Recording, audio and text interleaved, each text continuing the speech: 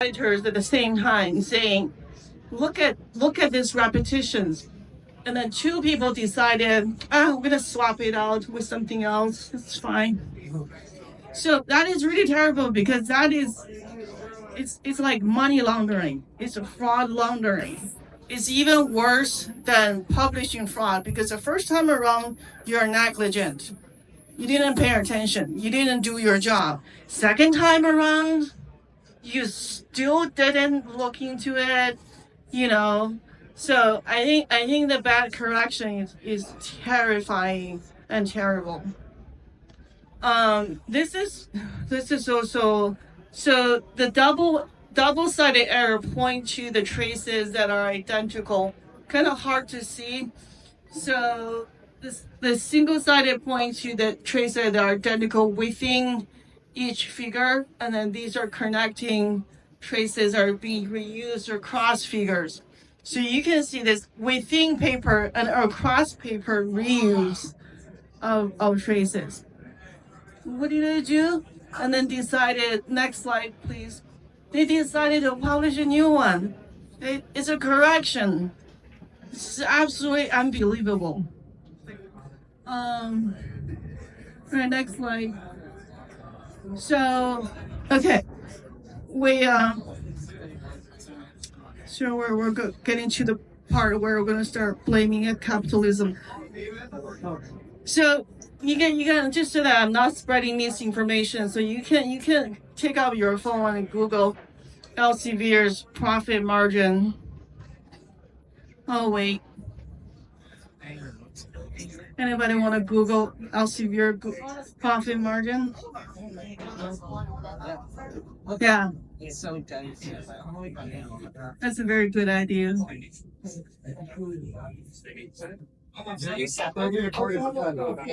Yeah, that's insanely high. It's way higher than any of the notorious company that we typically call them out for. Like over 30% profit margin. So, and Elsevier is one of the publisher that I battle with the most because they publish so many journals, and then there's so many journals are absolutely completely polluted with paper mill stuff.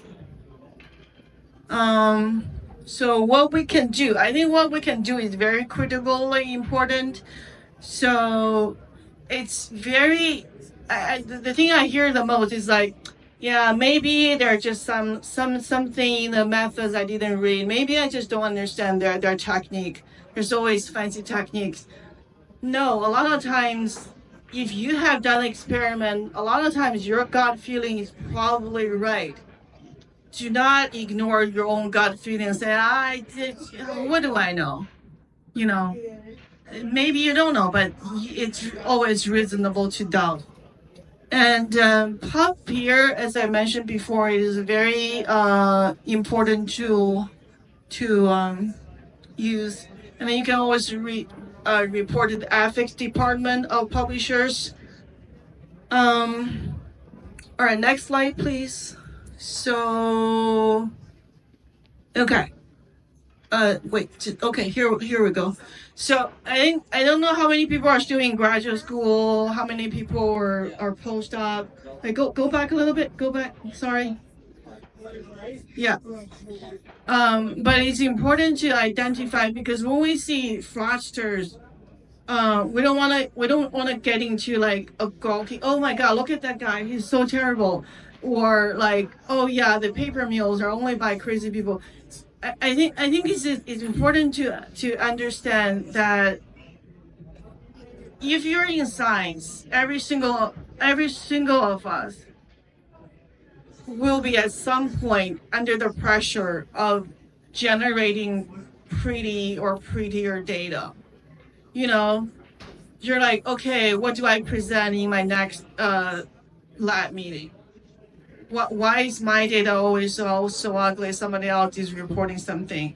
You know, foreigners like myself, one used to be, okay, I need my visa sponsored. I need to get my H-1B, you know. And a lot of times the PI, because I work at like Columbia, I work with a lot of research labs. I hear a lot of PI goes like this. Okay, if I don't get this grant, I don't think I can support you next year. That sentence is usually followed by, here's what I really want for that grant. Nobody is stupid. You don't have to tell people, hey, can you go fix something? Or you have to put pressure first and then your desired result second. And then probably put a lofty aim to that. It would be really wonderful if we develop a drug treatment for Alzheimer's using this fantastic animal model that has been replicated so many times, you know. So this strategy really works on the vulnerable folks. So by vulnerable, I mean like you need your degree, you need your paper, you need your tenure, you need your visa sponsor.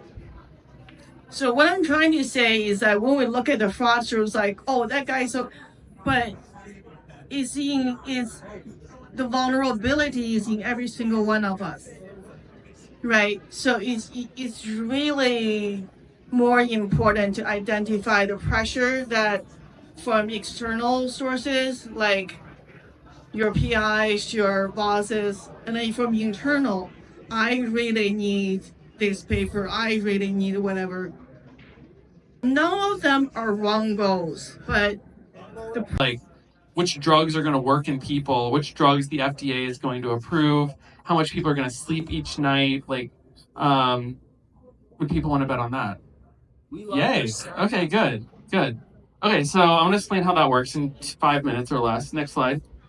So, why I started it is because I think like we're going to hear a really interesting. I think this is like the talk that we're about to hear is going to be really interesting because that's actually like part of the reason we started DeSciNYC was I thought academia. I was doing a PhD before, and I thought academia was like, pretty bad, and it incentivized like the wrong things. So I was looking for ways to like create a world in which like academia was like more incentivized with the correct with incentives, and we're seeing here, you know, Eliezer Masliah or Stanford. They all had people who were basically falsifying data, and they were making things up, and it created like billions and billions of dollars of waste. All right, next slide.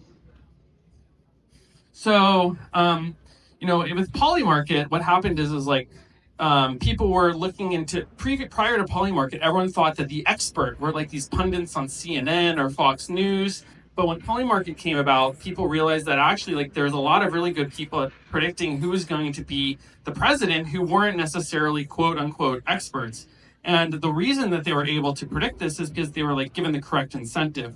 So instead of being incentivized with popularity or prestige as a news show, they were incentivized with money. So people would bet, and if they were correct, they would actually earn money. And when they were betting with their own money, it caused people to be very, very careful with who they were betting for and actually do a lot more research. And I was thinking, I was like, oh, that would be like a really cool idea to have like a similar type of style thing, where instead of like a peer review system where people were just betting on which paper was going to be successful in the future, and it was all anonymous and they weren't paid. If you actually try to incentivize it with connecting the dots between who was paid based on how good of a prediction of what was a good paper or not, you'd have people looking over and peer reviewing papers much more carefully, and this would create a much higher, a much better type of science, and it would also pay the people who deserve to be paid. All right, next slide. So we wanted to create a prediction market for science. Next slide. And I don't like being up here, so I'm going to go through these quickly. Next slide.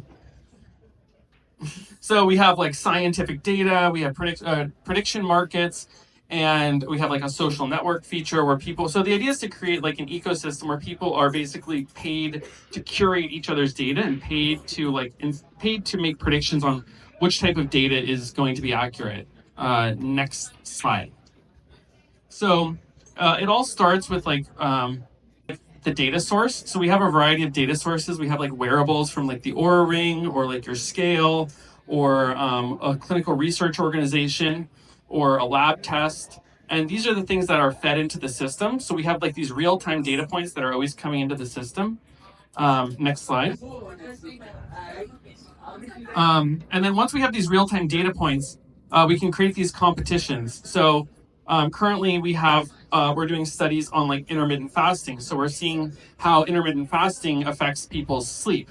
And so people enroll in a study, and then they're randomly assigned to either control or the not control study, and we get to learn. Okay, this does or intermittent fasting is or isn't a good idea. Or we have one on hair racing, where we're working with Hair Dow to they're testing different types of drugs and seeing which drug causes hair to grow faster, and people can bet on that in real time. We also have one. Brian Johnson he spoke previously at DeSciNYC, and he's doing a lot to gamify and create metrics around every part of his body. So every so often he creates he releases this form that has maybe 100 metrics of how much he's able to bench press, how much he's able to sleep, what his resting heart rate is, everything, including his sperm count. And so this gets a lot of publicity. So we're creating a market around Brian Johnson's sperm, where you can bet if it's going to be better or worse than what he previously had. All right, next slide. We also have markets around vitamin C and sleep. We have markets around the FDA, so you can bet on which drugs are going to be approved or not approved by the FDA. I think this is going to be a very interesting one. And you can bet on every part of Brian Johnson's body, so that every time that he releases a thing, you can see if you can guess where his biometrics are going to go, if they're going to go up or they're going to go down in across 100 different categories. All right, next slide. Next slide. Next slide. Next slide. Sorry, I should have taken some of these out. Next slide. All right. Next slide is fine. Go to the next slide, or we'll just end. Next slide. Next slide. Next slide. This is a deck. Okay, so I think we're really changing how research is done. We're changing, we're making research happen faster. We're having more eyes on the data sets themselves, and we're incentivizing it with new modes of incentives. So hopefully in the future, you're not dumped this 10-page research project as a paper or a PDF, and you have to figure out where is the error. But actually, research will happen in more real time, and people will be paid to find bugs in it and or accurately predict if it's correct. And I think this is sort of how science is going to go in the very near future. Cool. All right. I think, was there anything else? Next one more. Is that it? Oh, DeSciNYC. Thank you all for coming. We have a lot of people coming to this. Next one. We've had a lot of speakers. Next slide. Here's all this. Here's just a handful of the speakers we've had. Next slide. Oh, that's all. Next, previous slide. All right. So, is there any questions? Any questions? Yeah, go ahead. How do you know that this is? Can we place a bet on whether or not this is going to make science 100 times faster? Sure, we can create a market for that. Absolutely. Is there another slide? Question? Oh. Anyone else? Anyone else? What is DeSci? Cool. Oh, wait, let me get a picture of everyone before we go. Okay, we got a panorama. 3, smile. Smile. So dark. All right. One more.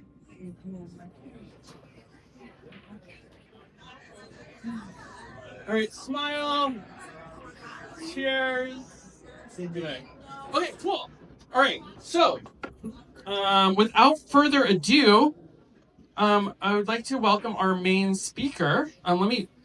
She was the head sleuth for this amazing topic on trying to figure out if there was fraud going on, and she was actually recommended by a friend to come to speak at DeSciNYC. So I reached out on Twitter, and she was very kind to accept the invitation. So, and I think it really fits in well with the ethos of DeSciNYC. So, without further ado, I would like to welcome Dr. Mu.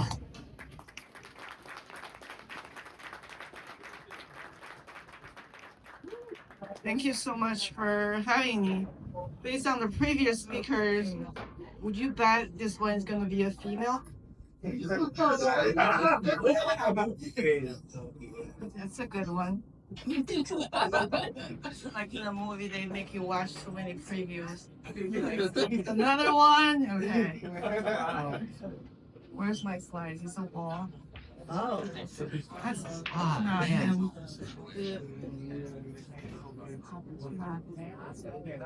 Wait.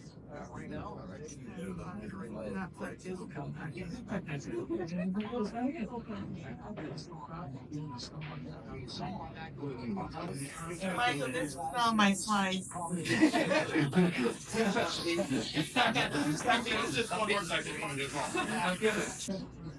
Anyway, so proper space. My social handle is actually Moo Mouse 2. So we're at Sour Mouse. You know, it's easy to remember. Moo, it's Chinese, we like call one double thing, you know, like pandas is always. So Moo Mouse 2 is my social handle, but you know, actually, assistant professor at Columbia, whatever. Yeah, I mean, you can read. I don't have to read it for you, right? So next slide. You guys are drinking, so I might as well, you know.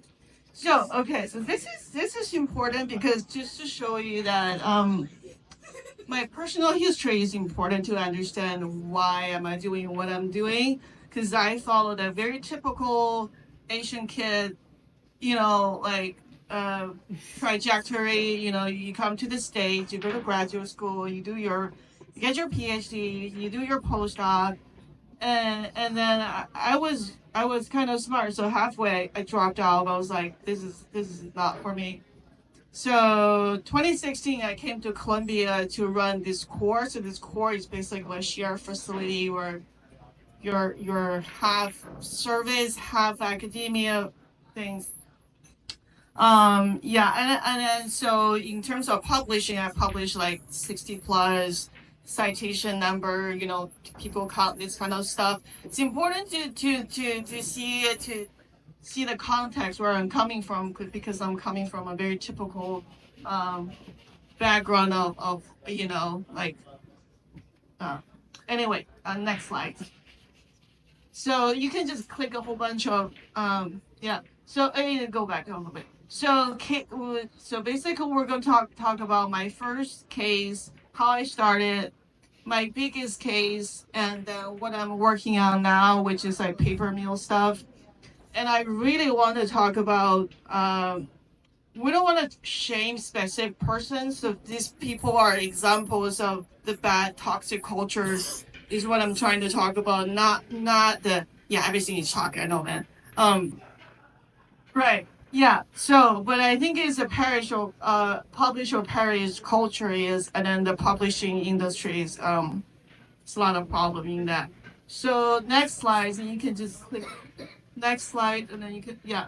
So more basically, go back a little bit. We're going to talk about personal stories, big cases, publish or perish.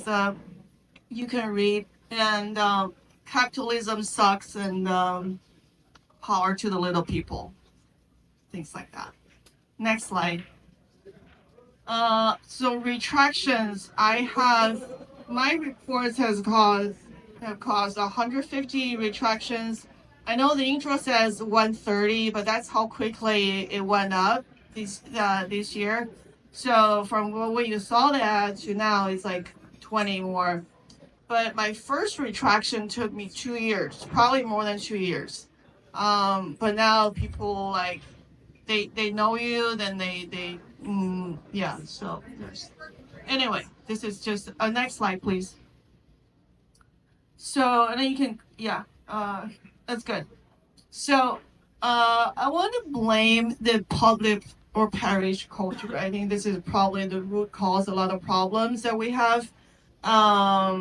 Because you say if you're always chasing grants, chasing papers, then the publishers and the fraudster will take advantage of what you want here. And we also want to address publishers, because publisher makes a lot of money. The publishers profit margin is way bigger than Walmart and all that. So peer review system, Michael mentioned that. Paper mill is a very huge problem, but paper mills are taking advantage of the publish and perish culture. So a lot of these are opportunities component to that is subsidiary to the bigger problem that is a publish or perish. Next slide, please. So this is a really old New Yorker cartoon. This is basically shows the kind of pressure that academics are facing. I thought it was kind of appropriate still 20 years later. Next slide, please. So notable cases. Last year I got the entire book retracted. I it didn't really take a lot of time because it's yeah, but I wonder, like, the book was selling on Amazon at the time for like over $200. So I was like, how much money did you make? And like, so I wonder if they tell libraries who bought the book whether they, when you have a contaminated chicken, you tell customers to eat that. Whereas, like, do you tell people who recall? Right, that's the word I'm looking for. Do you recall your book? I don't know. Do you refund people's money? I don't know. But next slide, please. And then this is in retraction watch. So this is another note. I kind of hold a whole bunch of papers from one journal. So next slide, please. So my first case, next slide. So my first case was, I still work here, so let's be careful. So what is it where it happened? So it was kind of like, so the host name, let's not show it here. But this guy, he came to Columbia to give a talk, and that guy is who told me that this guy was giving a talk. So which is when I went to the talk and asked some questions not well received, and I was like, okay, I will see ya. So next slide. So that's February 2020. You saw that. This is June 2024. Fast forward more than 4 years. Took me more than 4 years to put this guy in the highlight as one of the guys who are problematic in Alzheimer research. So at the beginning phase of being a sleuth was extremely lonely and extremely hard. Nobody listened to you. You hit wall everywhere. You literally a little person that, but it took me really 4 years to get to where, he still has his job, by the way, too. So next slide, please. And then we're going to talk about this guy. So because the Alzheimer research is all about spatial learning, and spatial learning, as some of you may know, it's based using the hippocampus structure in your brain. So the hippocampus is very critical for spatial memories. And how do we test that in mice? You basically put them in so this guy, Richard Morris, invented this thing called the Morris water maze. It's basically like a tub with opaque water, and then you put a hidden platform in it, and then you train a mouse or a rat to find the hidden platform. And over time, you use like landmark. Actually, people do that in their labs and putting these kind of things to give mice or like a spatial cues to navigate with. Anyway, this is a test that used by a lot of people who study Alzheimer's. Next slide, please. And so this is basically this is my setup. This is my data. So it's basically a room with a tub, and then you train a mouse to swim. And then the data. So this is a typical learning data. Over time the mice get faster and faster, but you see a lot of variabilities within group and across days. Next slide, please. Next slide, please. Here are some other people's data. Typically, you can see that there's a lot of variability, which is, mice swimming a big tub of opaque water. Of course, there are variability, what you think. And so next slide, please. One more. Sorry, one more.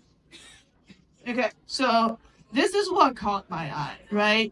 This is the same mice. So this is the Alzheimer mice swimming in a big tub of opaque water, and then these are very old mice.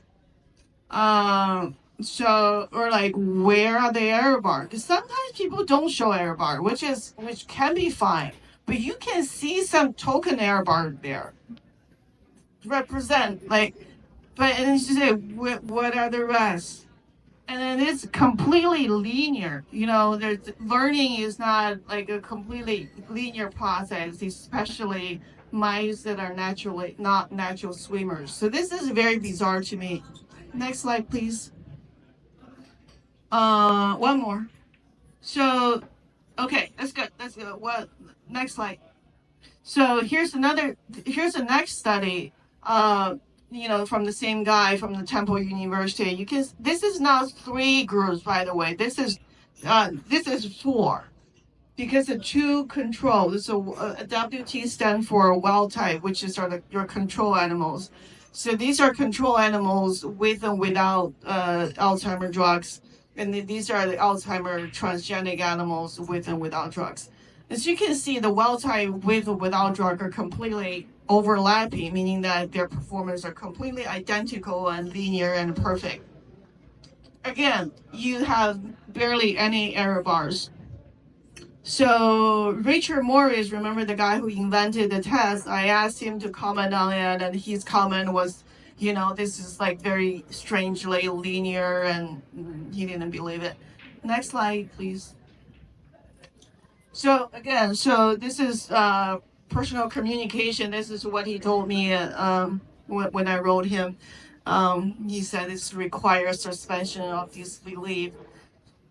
And then so the scary part is that when I thought, okay, I got Richard Morris to back up my statement, man, you're probably dead. No, he's not. He's like, nobody listened to me or Richard Morris. That's a hubris and cavalier stonewalling that we're facing. Next slide, please.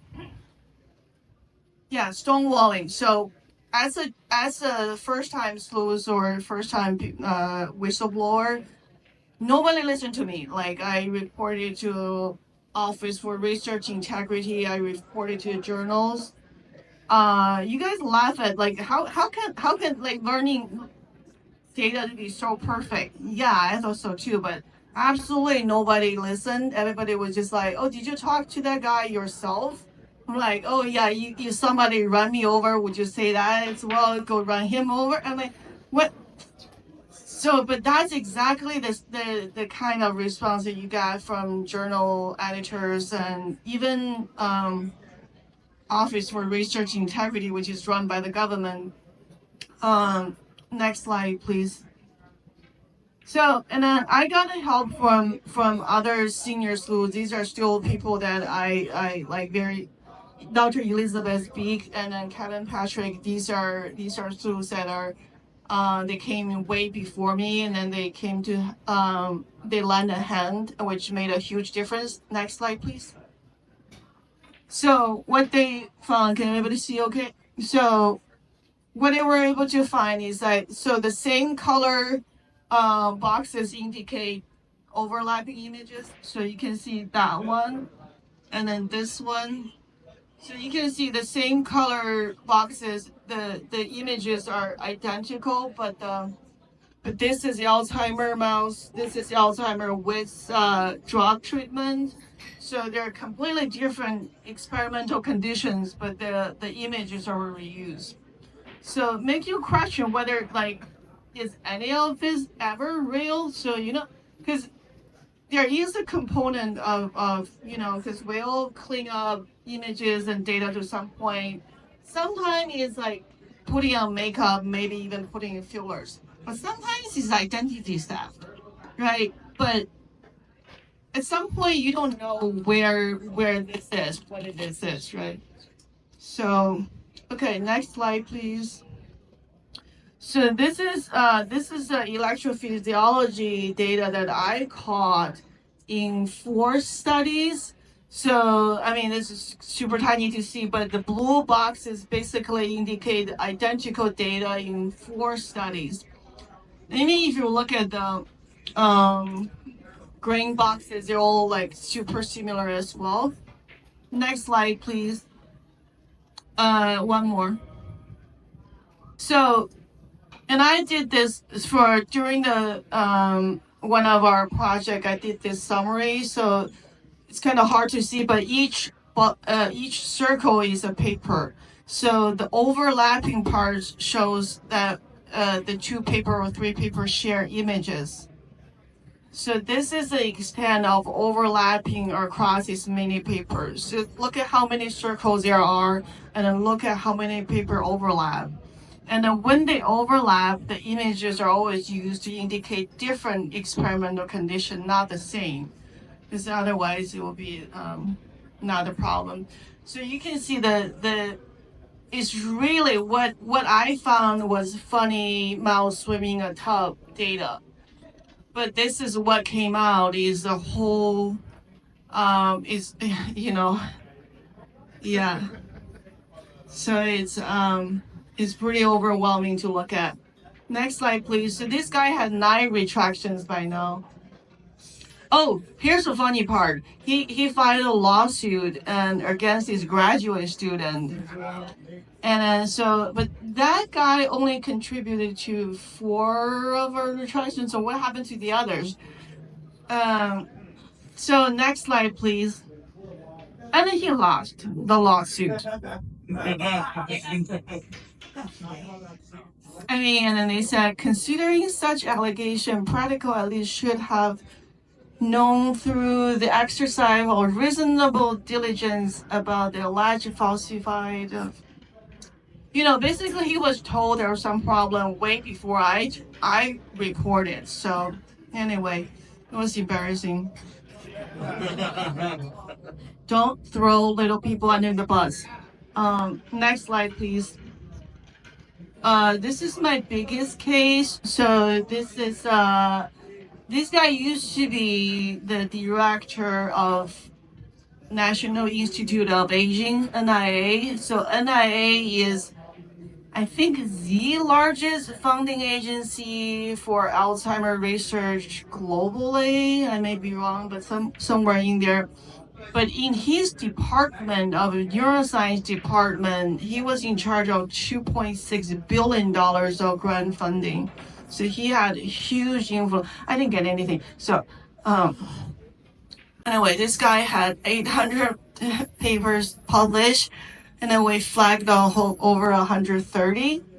So the collateral damage is that we have over 500 co-authors impacted, and then something like 238 patent was supported by his paper. So people using his research paper to support patent application. So there's a lot of drug development and all that stuff. And then this guy had 22 papers on this thing called cerebral lysin. Cerebral lysin is this something from Russia, and it came from pig brain juice. Someone asked me. Anyway, it was problematic. Next slide, please. So, okay, so in June of 2023, I was recruited by the science writer Charles Pillar to join the sleuths I work with, Elizabeth Beek and Kevin Patrick and Matthew Schrack, who reported a lot of Alzheimer's scandals.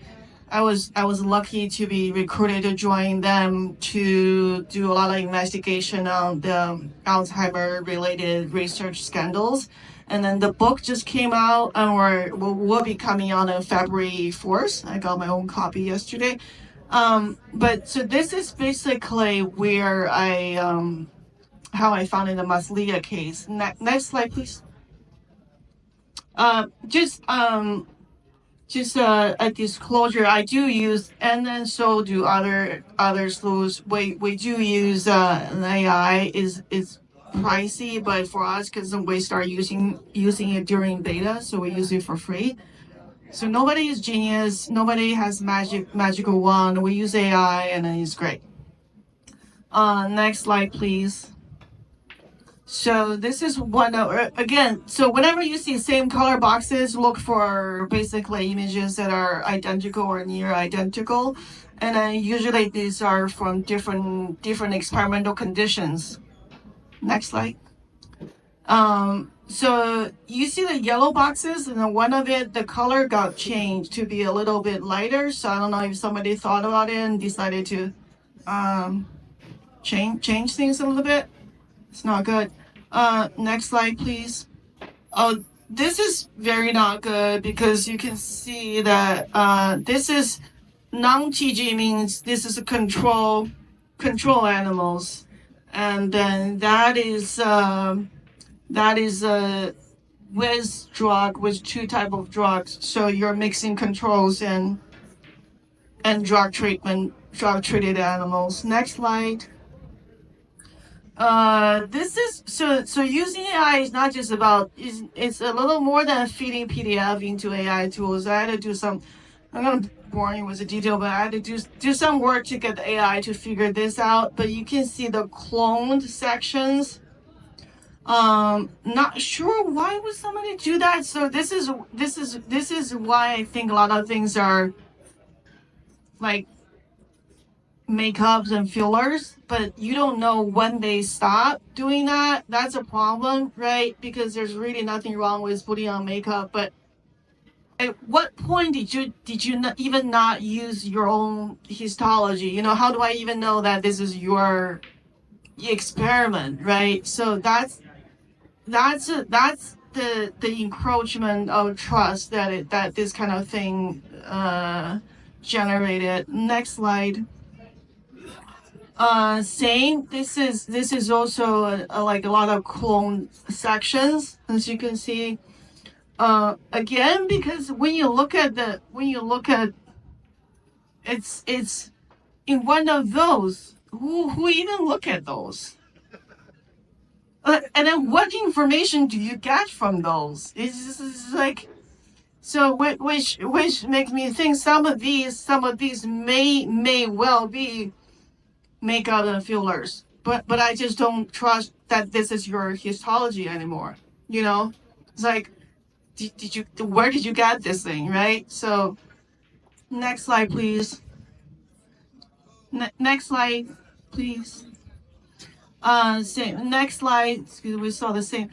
This is a particularly bad one because you can see these are actually two overlapping images. But then, so these little dots are plaques or pathological indications that the Alzheimer or Parkinson's might develop, like alpha-synuclein or plaques. So these are neuropathologies. These are missing in this one. So using these dots as reference, can you see it? This little thing is missing in that one, and then those two dots with a red circle, they're not here. So that one is not makeup. That one is identity set because you're putting neuropathology on a slide that doesn't have neuropathology on it. So that is a terrible one. So this one makes the previous one just like, okay, if you can do this, how do I know where to trust you, right? So that's a problem. Next slide, please. So this is also, you can see that, oh, I'll see that. So again, so vehicle animals, and then that's, anyway, same overlapping. Next slide, please. Oh, this is a good one. You can see this is the Alzheimer mouse model with cerebral lysine treatment. This one is a control control, of course, we don't have pathology in your brain. But if you can see, this is two identical slides. This one, this one. This one, we got the pathology. This one, we don't get the pathology. Wow. Yes. All right, next slide. This one is just basically, it's a mouse and then rats. They have the same image, so it doesn't work that way. Next slide, please. This one is also bad because this is non-transgenic, meaning control animal. Control animal vehicle, meaning control animal with just placebos. That one is Alzheimer with treatment. So, of course, you want your Alzheimer with treatment to behave or look more like controls because that shows your drug worked. But you cannot just use the same slides and show that that's how they work. That's not how they work. All right, next slide. More of the same story. So next slide. So this is just two completely. So that's a 2014 and 2016 two papers from 2 different years, having the same images. So it makes you think that, do you guys have like a library archive of images that you just pick from? And I don't know. Okay, next one. This one, okay, this is not in NIH dossier. I found them after we reported to NIH. You can see some of the corner clones. Next slide. This one is a little funny because you can probably see there's some kind of rectangular shape around this thing. This is probably in the cells. You don't see a lot of rectangular things. Next slide. I don't know how many people know how to do Western blot, but this is, you can see the copy and paste edge. Yeah,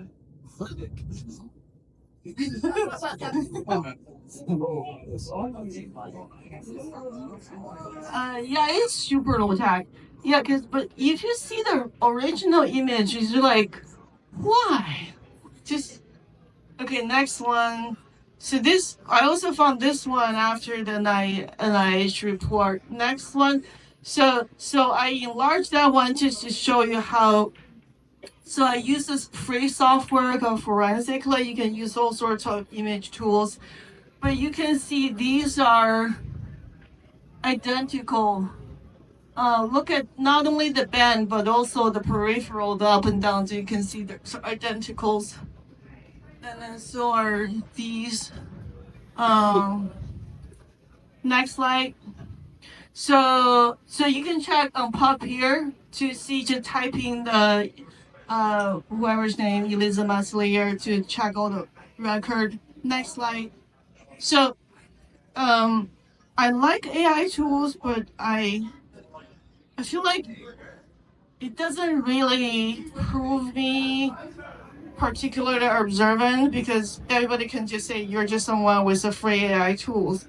So last year someone like a whistleblower from Saudi Arabia got me into looking at chemistry papers, even though I don't know my chemistry, God. So I mentioned I use free software called Forensically. Next slide. Uses one called Research Rabbit. It's pretty cool. It generates the connections between. So if you just type in papers or DOI numbers, you can see the connection between.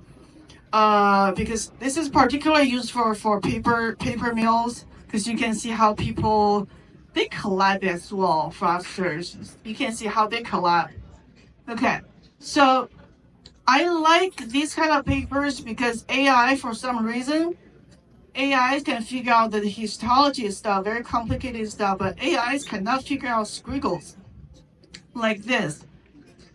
I beat AI in this front like every single day, and it's very satisfying, like that I can prove that I can use my eyes to do better than AI. So which is why I decided to switch from Alzheimer stuff to do this chemistry stuff, which I call them squiggle because I don't know what elder they're called.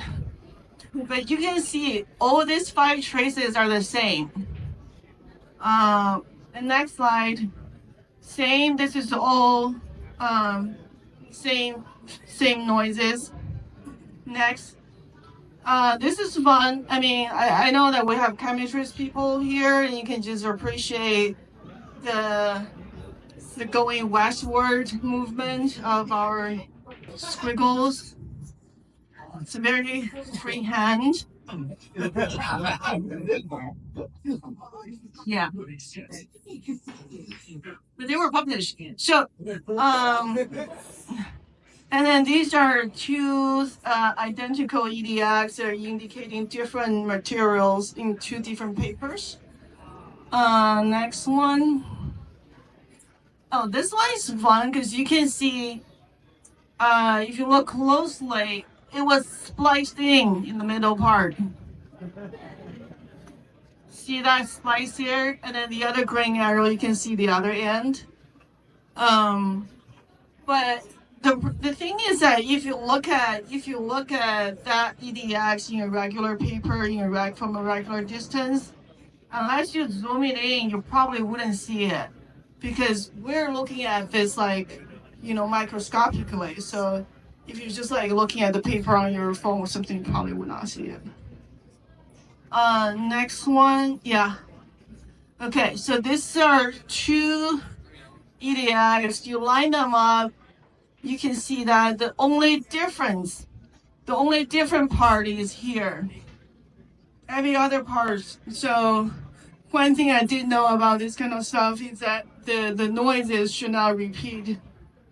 But you can see that even peaks are pretty much identical. Next one. So these are supposed to indicate different materials, and noises are the same. Next one. Oh, this one is funny. I do know that peaks should not be stuffed from underneath. Anyway, so QR code. So this is a QR code for article I wrote about environmental research. I reported 80 papers, and then they already retracted 14.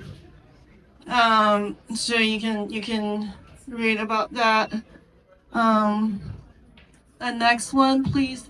So, usually I don't get into the science part because I really don't understand anything about anything. But I did learn how to check this chart thing. So I know that you can look at that stuff and look at where things are. And then, so this one was retracted because the titanium peaks should not be there. So, I mean, that tells you how basic it is. If a mouse behavior person can learn how to check the chart. I mean, that's how basic it is. Why wasn't the reviewer not checking the chart? I didn't even understand the science behind it, something about counting X-ray emission, something. But there's a chart that you can refer to. That's how easy it is. This is also retracted because the squiggles are identical. Next one. This is a weird number. I also remember. We got a lucky number. Just very, very strongly prefer 577. So, okay.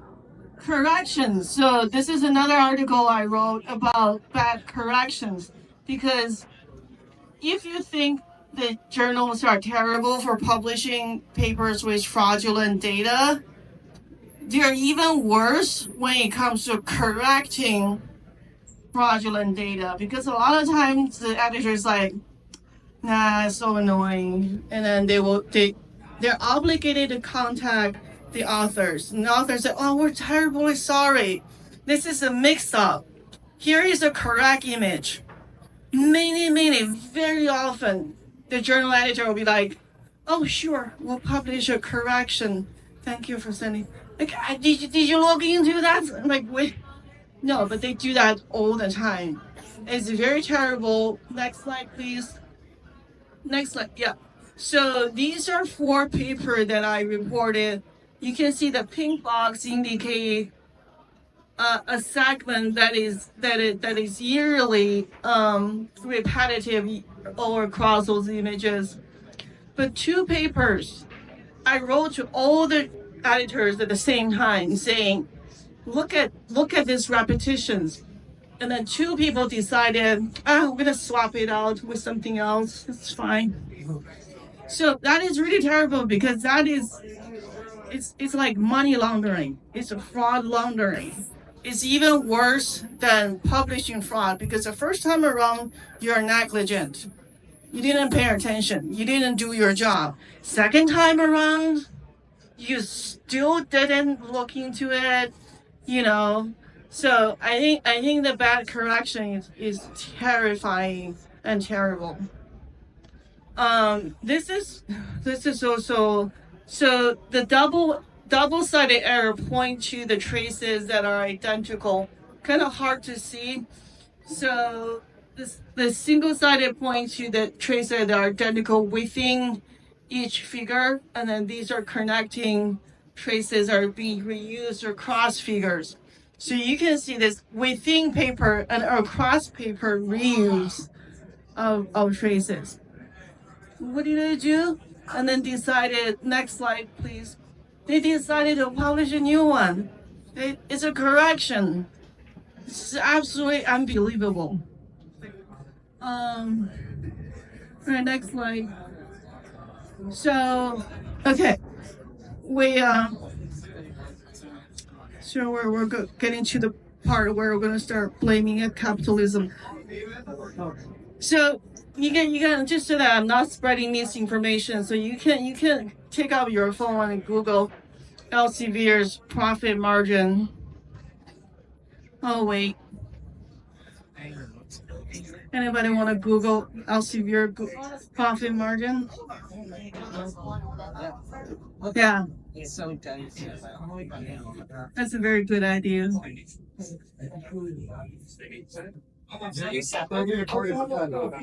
Yeah, that's insanely high. It's way higher than any of the notorious company that we typically call them out for. Like over 30% profit margin. So, and Elsevier is one of the publisher that I battle with the most because they publish so many journals, and then there's so many journals are absolutely completely polluted with paper mill stuff. So what we can do, I think what we can do is very critically important. So it's very, the thing I hear the most is like, yeah, maybe there's just something in the methods I didn't read. Maybe I just don't understand their technique. There's always fancy techniques. No, a lot of times, if you have done an experiment, a lot of times your gut feeling is probably right. Do not ignore your own gut feeling and say, what do I know? You know, maybe you don't know, but it's always reasonable to doubt. And pub here, as I mentioned before, is a very important tool to use. And then you can always report to the ethics department of publishers. All right, next slide, please. So, okay. Wait. Okay, here we go. So I don't know how many people are still in graduate school. How many people are post-op? Like, go back a little bit. Go back. Sorry. Yeah.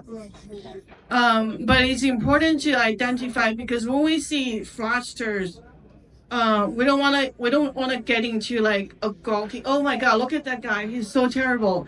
Or like, oh yeah, the paper mills are only by crazy people. I think it's important to understand that if you're in science, every single of us will be at some point under the pressure of generating pretty or prettier data. You know, you're like, okay, what do I present in my next lab meeting? Why is my data always so ugly? Somebody else is reporting something. You know, foreigners like myself, one used to be, okay, I need my visa sponsored. I need to get my H-1B, you know. And a lot of times the PI, because I work at Columbia, I work with a lot of research labs. I hear a lot of PI goes like this. Okay, if I don't get this grant, I don't think I can support you next year. That sentence is usually followed by, here's what I really want for that grant. Nobody is stupid. You don't have to tell people, hey, can you go fix something? All you have to put pressure first, and then your desired result second. And then probably put a lofty aim to that. It would be really wonderful if we develop a drug treatment for Alzheimer's using this fantastic animal model that has been replicated so many times, you know. So this strategy really works on the vulnerable folks. So by vulnerable, I mean like you need your degree, you need your paper, you need your tenure, you need your visa sponsored. So what I'm trying to say is that when we look at the fraudsters, like, oh, that guy's so, but is the vulnerability is in every single one of us, right? So it's really more important to identify the pressure that from external sources, like your PIs, your bosses, and then from internal, I really need this paper, I really need whatever. None of them are wrong goals, but the pressure can become toxic and it becomes a sleeper. Well, I'm pretty sure these are outliers. If I just get rid of these two outliers, it'll be perfect, right? Or the other thing I see a lot if you do animal research is keep adding animals. I'll just add 2 more mice. I'll add 4 more mice. I'll add 6 here, and then eventually, and then take out outlier here, and then. So my analogy is that it's sculpting and science are different, but they're kind of similar in a sense because a lot of the senior people committed fraud. I feel like part of it is like they have spent their lifetime having their muse, they're sculpting, you know, their theory of beta amyloid or whatever. They spend their lifetime trying to develop. This is the gem of their life. Okay, that they it's the time and the money that you invested in it, making them vulnerable to be more select to the evidence or the fraud that is, you know, that is making them to be more blind to evidence. So take-home message is to start from every single one of us identify pressures, knowing the you know how much money the Elsevier is making from our vulnerability, and then yes.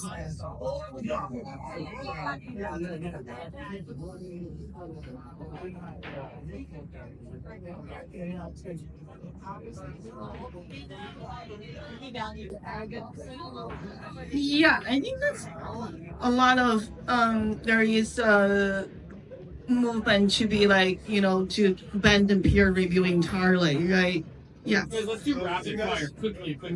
So is there like any type of way, I know it's acting your presentation a lot, Yeah. for example, is there like a way you can like test like the way you alcohol?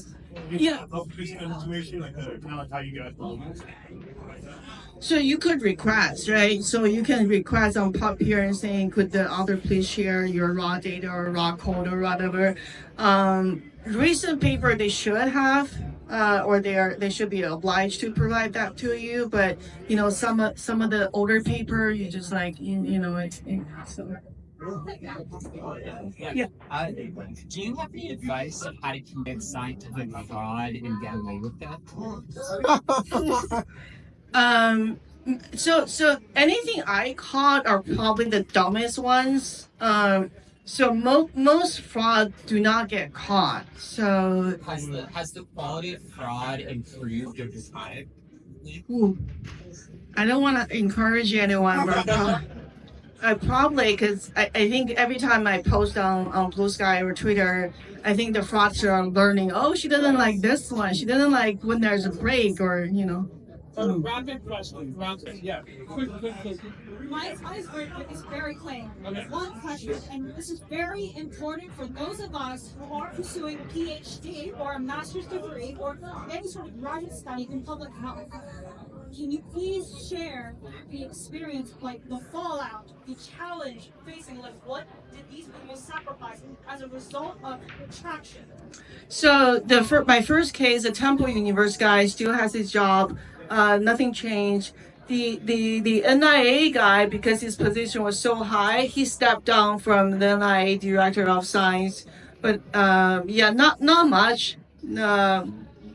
Most people have their job and fundings and just retraction, just whoops. Yeah. Yeah.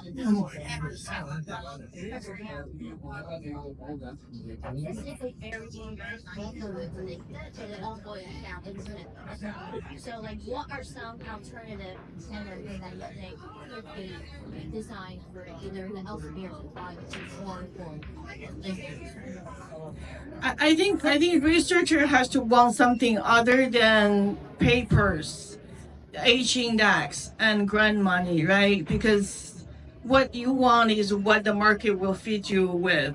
So we had to change what we want. Do we want real science or do we want the things that I grew up with? Like you want the papers and you want tenures, you have to check all this, which is I think we had to rethink why we want this or what. Yeah, I mean you guys can catch me somewhere else, Michael. Three questions. Three questions. Okay. Go. Is it always the author, or sometimes the publisher or somebody else at home? Most time is the authors. Yeah. You talked about kind of like the pressures of like making the data. How like early do you think early pressures start? Do you think like? Oh, I think it started with like yes, anytime. Yeah, if you have a tendency to please yourself, every single one of us has been there. Yeah. So that's why yeah. Just one question. As a percentage, how much of the research would like to estimate as a whole as projects? I'm gonna lose this bet. So this is gonna be his next favorite bet. All right, last question. Okay, last question. Have you had any responses, positive or negative, from your colleagues in Columbia and the administration? Ooh. Yeah, so I run the court, right? There are people who are telling other people to not use my saying that I don't know what I'm talking about and stuff. So no horse heading that yet. So Excellent. all right. Well, let's give Dr. Yang. We have a little present for him. Here, hold it.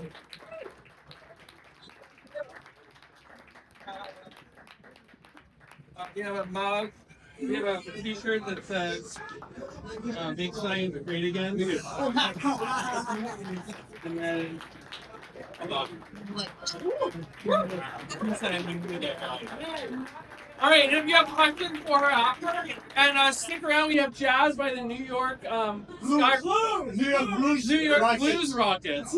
So stick around, and they're gonna set up and play. So there's gonna be lots of hangout And if you want to join their band, you can also just jump on stage and jam along. Is that correct? Yes. Yes. All right. Well, thank you guys for coming and ask some questions and stick around for the blues. Woo!